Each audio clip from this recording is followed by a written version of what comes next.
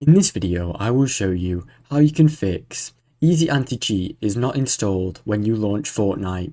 First thing to do is launch the Epic Games launcher, then scroll down and select the library folder. Then, once you're on the library, right click on Fortnite and click Manage.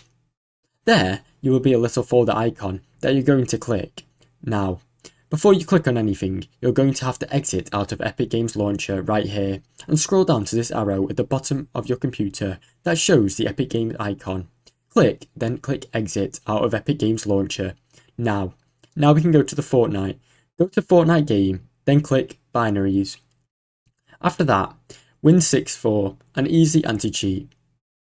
You're going to right click on Easy Anti-Cheat application and click create a shortcut.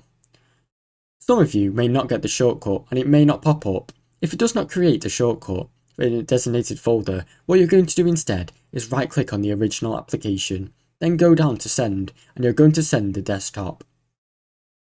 This will give you a shortcut in your desktop. After that, you've got it in your desktop, drag it into the folder.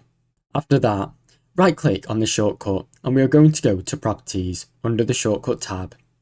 Under the target value here, we are going to go to the end, then press space, then we are just going to put in the word repair, all lowercase.